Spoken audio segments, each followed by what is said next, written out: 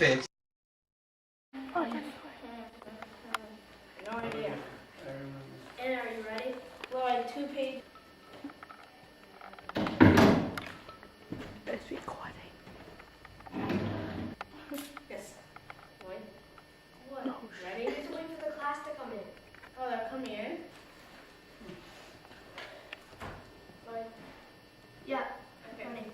Today's interview crew is Lois Hassan-Dean on audio recorder, Anna Colonel-Smith on video camera, and Fern Johansson on still camera.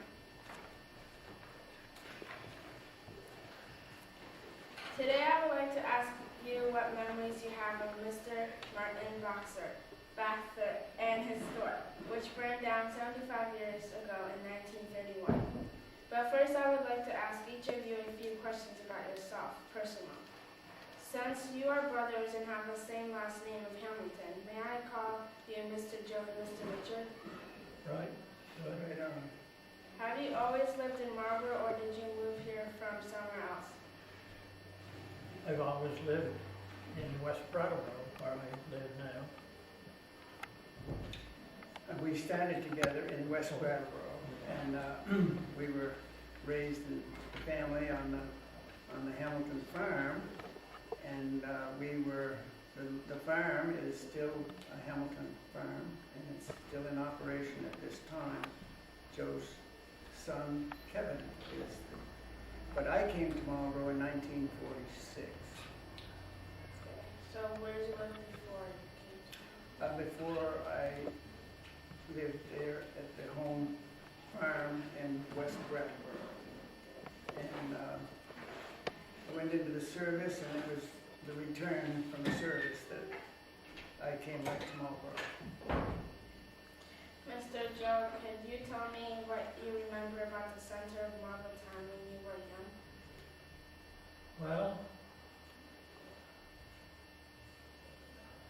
I remember Baxter store and the barn attached to Baxter store, and I remember two buildings that stood to, I guess you'd say, to be to the north of the Marlboro Church. Those two buildings burned at the same time the church burned, and I really don't remember ever seeing Mr. Baxter, but I must have.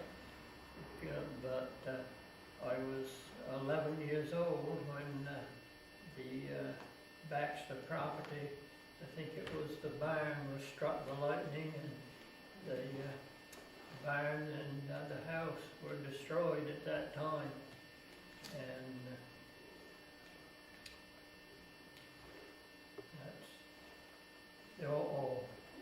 I don't know for a fact, but I've heard it said that Mr. Baxter had a wooden leg, and when his house was burning, he wasn't at home at the time, but someone saw him and told him that his house had burned, and he said, well, I'm glad I wasn't there because I probably couldn't have gotten my wooden leg on in time to get out.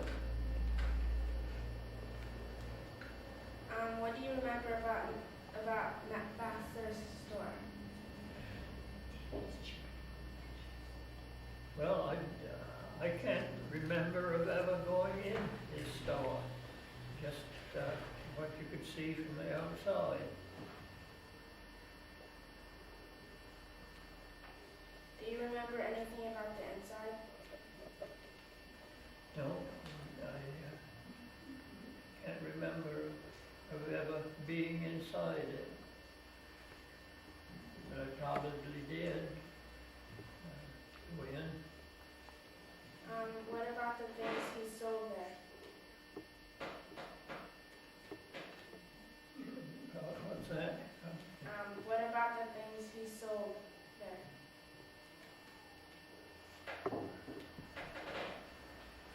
Well, I can't remember anything about that.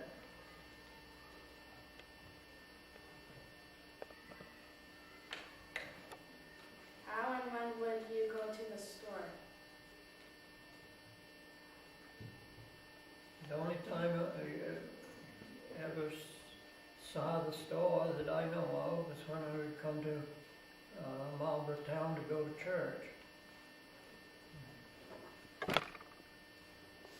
you know how and when it burned down? Yes, I think it was in the summer of 1932. The church burned in 1931, and I think, I don't know how Baxter's store survived the burning of the church, but it did, and the next summer, I think it was in 1932, lightning struck the barn, and both barn and store were destroyed.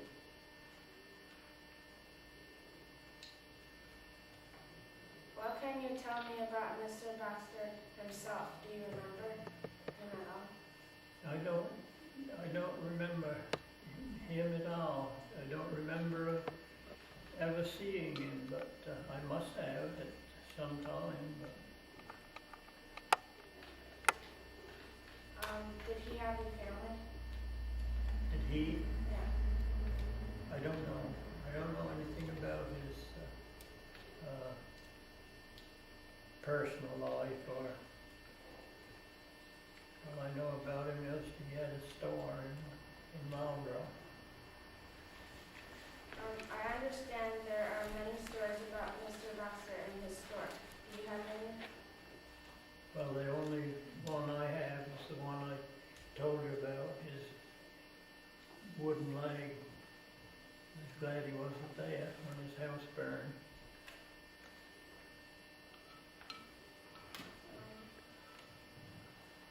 Do you remember if there were any other stores in Marlboro when you were younger? I don't believe there were at that time. I think Baxter store was the only one in Marlboro. Did anything replace Baxter's store? Not on that particular site anyway. But there is at least a convenience store down further down Route 9. Do you know what happened to Mr. Baxter after he lost his store? No, I don't. We have interviewed the owners of Sweetbriar and also the new owners of Sweetie's store. In your opinion, what are some of the ways the role of a Marlboro store has changed?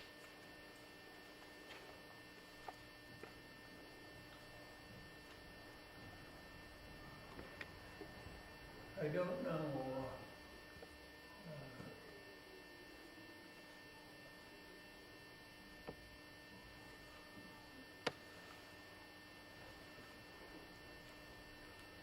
No, I don't know how to answer that. Is there anything else you would like to mention that I haven't asked you about? Well, I would believe that in the old days, before the late 20s and early 30s, I would presume that Baxter store was a place where people would come with any transportation they had, a horse or a horse and wagon, and pick up their supplies. And I have a feeling that after the late 20s and early 30s, when automobiles became popular, or I wouldn't say popular, but were available, people probably went to Brattleboro or Wilmington to do their shopping, and so the Baxter store's days were numbered, I would think. Thank you both very much for your time and for sharing your memories of Marlboro and Baxter's store with us.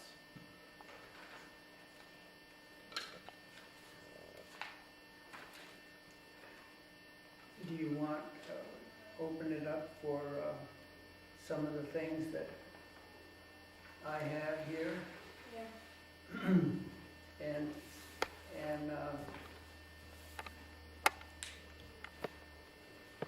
in regard to Merton Baxter, as Joe said, he had a wooden leg, and he had a Ouija board.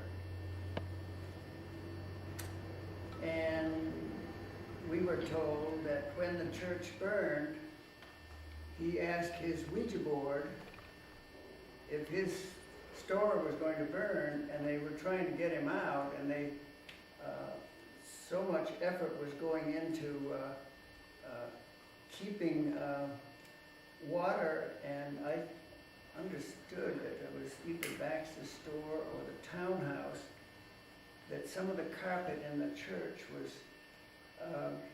draped up, and they were soaking that with buckets of water. And but a big effort went into saving Baxter's store. But the Ouija board, does anyone know what a Ouija board is? It's a board that you can ask questions, and then it, like, I don't know how, but it signifies that a letter and then another letter, and then those letters spell out words that can say That's the future. basically what I feel too, that, but I went to Webster, and this is what Webster says.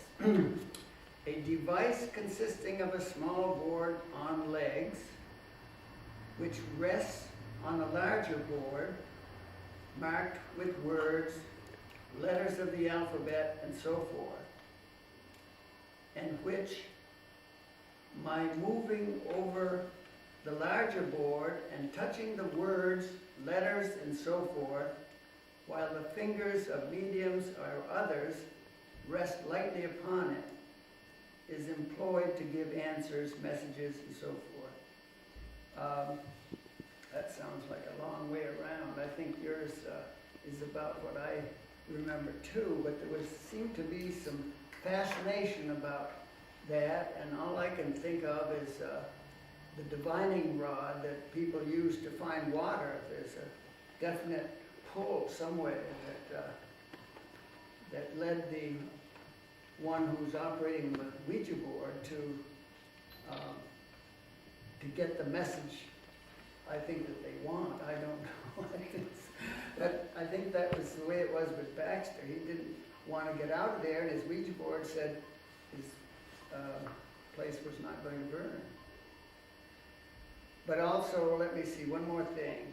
It seems to be common knowledge that Mert Baxter would not sell the last item in his store.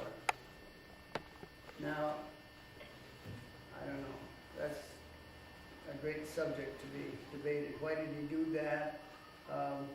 But one of my daughters last night said, well, if there's a lantern hanging up over there, and when the salesman came around to sell him more, if he would have a hard time describing just what kind of a lantern, and I thought, wow, that makes sense.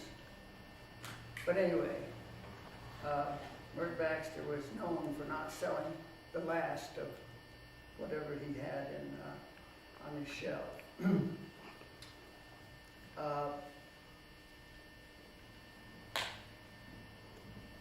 It's vague as to what happened to him after, but I know he did have some relatives that I think that he went to stay with some relatives. Marcia, my daughter Marcia, has been this morning looking up in town records. She said Merton Baxter was not born in Marlboro, and he didn't die in Marlboro. And that much she found, didn't find in town records. And then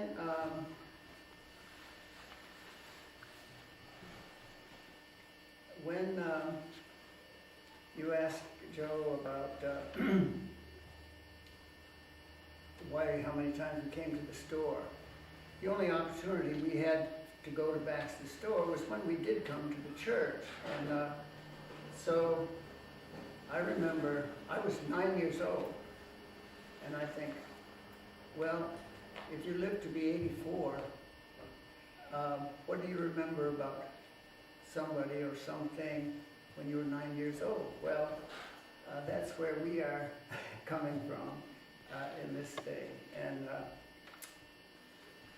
so I remember very shyly going over and getting onto the porch, and I guess not knowing whether I belonged there or not, but peering in, I remember seeing what I think probably now is a coffee grinder, that big thing that operates by hand, and it was cluttered with everything hanging here, there, everywhere, and that was Baxter's store. And let me see. Oh, and when we talk about this shed that was attached to the store, my grandfather told us that when he came to church, he could use one of those stalls to tie up his horse while he was in church. So that's the connection we have that we remember our grandfather telling us about. And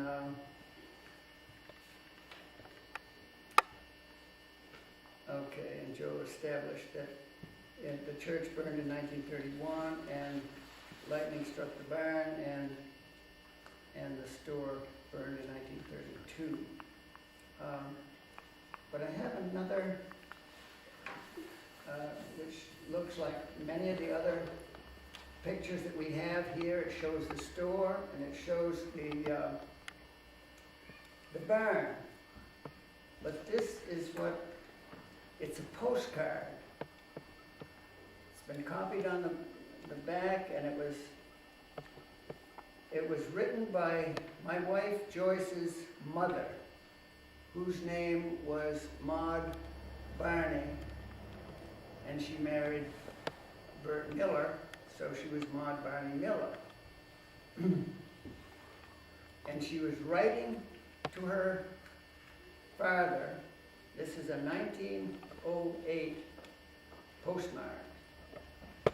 This is a picture of Baxter's store. Oh, it says, "Dear Papa, this is a picture of Baxter's store where I buy postal cards. I hope you are now better. Will be home Wednesday. Maud Barney Miller." And it was sent to B.S. Miller, 341 Weston Avenue, West Brattleboro, Vermont. So, one of the old maps here, which Carla tells me was dated 1868, has, and you really can't see it, but the name of L.A. Barney is in one of these houses. Let's see, that are along up, as you go up the hill. There were other houses there before the church burned, and that house was burned down, but one of those was the Barney house, and that's where Joyce's grandmother was staying when she bought this postcard. She was born in 1894, and so she was 14 years old.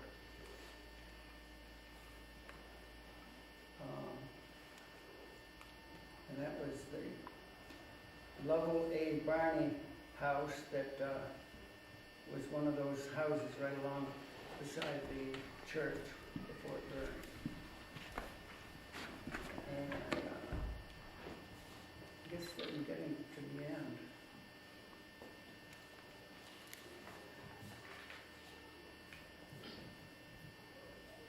Pretty much these are duplicates of what we have here.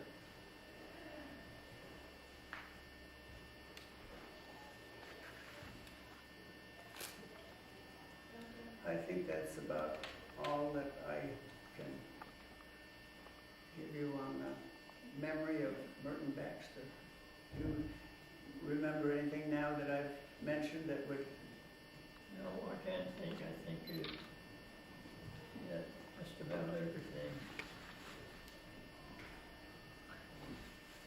We, I remember seeing a photograph of, that I think Forrest had shown, of Baxter's store while it was burning. And I bring this up to see if you agree or disagree. There was a story that when the church was burning, that Mr. Baxter would not allow, he would not give the fire brigade buckets. He wouldn't give them to them, but that he would sell them buckets. And then 2 years later, when his store burned, or a year later, when the store burned, Forrest has shown me a picture of the burning building with what looks like a cross. And this photograph has not been doctored. It looks like a cross above the store. Have you seen that photograph? It's quite prophetic. So, is that a story that you've heard, or? no, I think we heard an awful lot about the church burning, and but I don't know. We've tried hard to find in diaries. George Hughes, where we lived, kept a diary, and he told how many days he went to the church to work with his team, and how, and that was the custom. And all the people that put that church back together were contributing a lot of hours of labor to get the foundation going. And but we do not find anything in 1932 of the store burning. And we expect that that was an item that would be noteworthy at the end of the day. Yeah.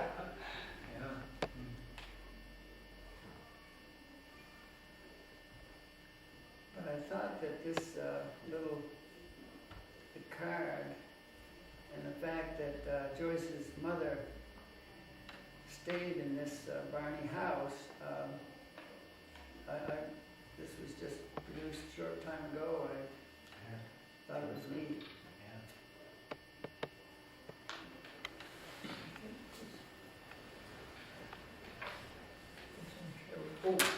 Oh. Yes, it does. This, I was interested to see this historic society map. Shows the Barney house. I'm not sure which one it is.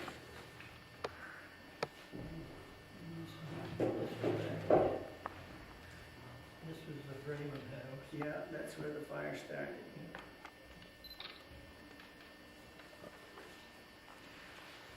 I was looking up material over the weekend, and you might be amused by, I don't know if you've seen, those are copies of 2 letters that Mr. Baxter wrote and were published in the, apparently had been lent to the Brattleboro Reformer in the 1950s, but they were written before the fire burned. Let me see. Those are copies I made for you. Oh, to all right. take. Okay, thank you. But they're pretty funny. There's a letter about bread and the fact that his supplier in Brattleboro had sent him rye bread instead of wheat bread.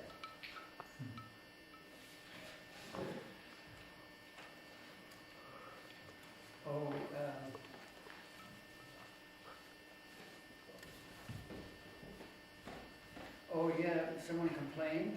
Yes. Mrs. Warner, I had trouble with her last night. I don't know as they will trade any more with me. I told them all that bread was good enough, but they did not think so. A few loaves of rye bread, and they call it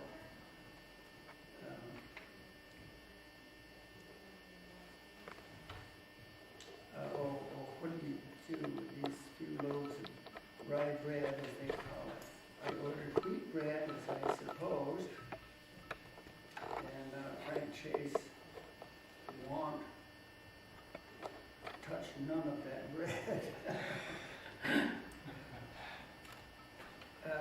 Mozart, Lucia want, Justin Thomas want, went home this morning with no bread. Oh, that's funny. So apparently a big issue there. Yeah.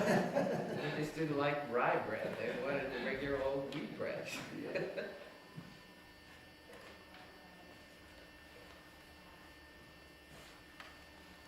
Well, that's interesting. Thank you very much. All right, well, this is interesting, and I hope that, I'd like to know what the students think of our recollections of Baxter. Anyone have any? Questions or? Yeah, anyone want, think of something that we might give an answer to? Think about the images that we were looking at in the center of town. Any response to those pictures when everything was, all the roads were dirt? Are you guys awake?